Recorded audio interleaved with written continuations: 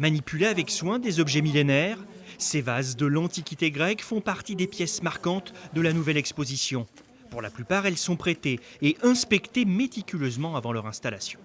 Je vais essayer de voir vraiment les petites choses qui font que l'objet pourrait être fragile. Évidemment, ça ne m'empêche pas d'admirer le décor, mais c'est plus ça qu'on voit en tant que restaurateur. On se concentre surtout sur la matérialité, et une fois qu'on a fini, là on peut admirer la pièce. Évoquer les tables du pouvoir, c'est aussi s'attarder sur les banquets de l'Antiquité grecque. Dans cet espace, le visiteur pourra s'allonger sur certaines banquettes, appelées clinailles, de quoi rappeler que tous les convives à l'époque étaient au même niveau, conformément à la démocratie grecque.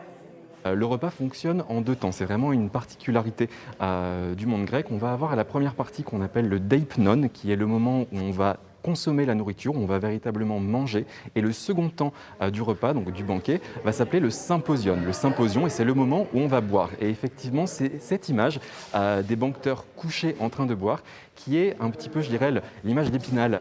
L'exposition parle d'autres époques, comme l'Égypte des pharaons ou encore le Moyen-Âge. Près de 3 ans de recherche en tout. L'équipe retient son souffle et espère accueillir du public le plus vite possible. On a continué à travailler avec nos partenaires qui ont vraiment joué le jeu sur cette exposition, joué le jeu d'envoyer leurs œuvres, même s'ils ne savaient pas exactement à quelle époque on pourrait être réouvert. Donc on a travaillé sur ce montage d'exposition pour être ouvert au 31 mars. On sait que malheureusement, au 31 mars, les musées ne seront pas ouverts, mais on est prêt à ouvrir dès qu'on en a l'autorisation, pratiquement dans l'heure. Le Louvre-Lens proposera des visites virtuelles gratuites en attendant de pouvoir ouvrir.